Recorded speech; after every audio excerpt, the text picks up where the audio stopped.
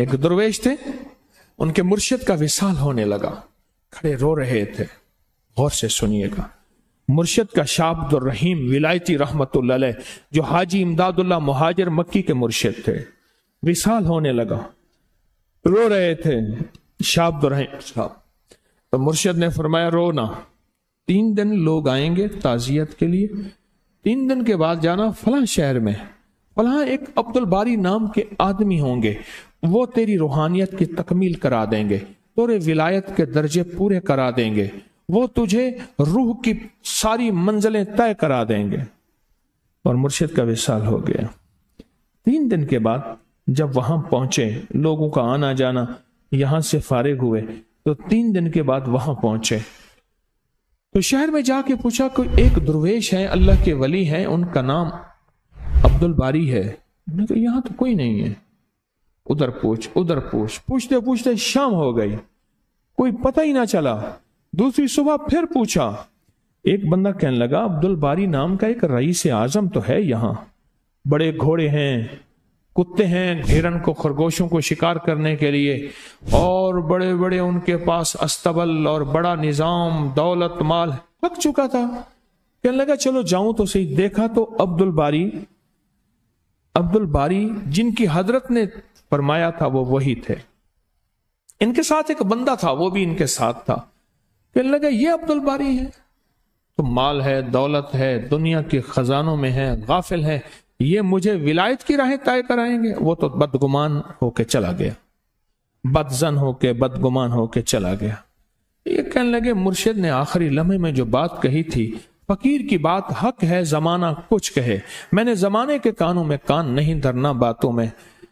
ये उनकी खिदमत में गया, सलाम पेश किया, तो उन्होंने फरमाया भाई ये फकीर है, इसको कुछ पैसे दे दो। तो उन्होंने चंद टके पैसे दिए, इन्होंने सर पे रखे, चला गया। दूसरे दिन फिर गया, सलाम पेश किया, कहने लगे भाई कल तो आया था, अच्छा इसको पैसे भी दे दो, खाना भी खिला दो। तीसरे दिन फिर गया, क्योंकि इसकी मंजिल पैसे नहीं थे, इसकी मंजिल खाना नहीं था, इसकी मंजिल रूह की मनाजिल तय करने थे। तीसरे दिन किया ना, गुस्से में आए, कहने लगे तू मांगता है, परसों आया तुझे पैसे दिए, कल आया तुझे खाना भी दिया, पैसे भी दिए, आज फिर आ गया, आके ढाई को उसको लिटा के मराया बहुत ज्यादा, वो मार खाता रहा। तोने मार मिठा, तोने धिकड़े दे, असा ते देने हैं, असा ते देने हैं, आहा मार खाता रहा। चलो हम शिकार में जाएंगे ना, सारा सामान इसके सर पे रखवाओ। रोज आता है, पैसे ले जाता है, सारा सामान सर पे रखवाया, घोड़े साथ हैं, तीर साथ हैं, और बावर्ची खाने पकाने वाले साथ हैं, और जनाब काफिला चल पड़ा। और जब शिकार पे गए, सबको शिकार पे भेजा, चलो भाई तुम इधर हिरन की तरफ जाओ, तुम इधर खरगोश की तरफ जाओ, तुम तलोर की तरफ जाओ, तुम तीतर की तरफ जाओ, तुम बटेर की तरफ जाओ, तुम इधर जाओ। सबको भेज के इसको बुलाया, कहा मैं बैठता हूं मुराकबे में, मेरे पीछे चुप करके बैठ, मैं रोज ऐसे करता हूं, मैंने अपनी दौलत में अपनी विलायत को छुपाया हुआ है, कोई मुझे पहचान ना सके। और कहा कि मैं ये जरब लगाऊंगा, तूने ये जरब लगानी है, मैं ला कहूंगा तो इल्लल्लाह कहेगा, मैं अल्लाह कहूंगा तो हु कहेगा। इसको जरबें।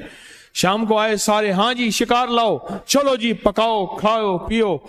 दूसरे दिन फिर ऐसे शिकार के लिए चले, फिर एक तरफ ले गए, सब चले गए ना, सबको भेज देते थे, इसको बिठा लेते थे। 3 दिन सिर्फ किया, एक तरफ ले गए, और एक तरफ लेके एक थोड़ी सी तवज्जो दी और एक कहका मारा, और वहीं सारी रूहानियत की मंजिलें तय हो गए। तुझे क्या खबर किस फकीर ने, किस वली ने अपने आप को किस रूप में छुपाया हुआ है। तू तो जाहिरों को देख के फैसले करता है, जाहिर को देख के फैसले करता है। यकीन कामिल जब होता है फिर मंजिलें मिल जाती हैं, और जब यकीन कामिल नहीं होता फिर ये शक और वसवसों में सारी जिंदगी गुजार देता है, और जगह जगह भटकता रहता है।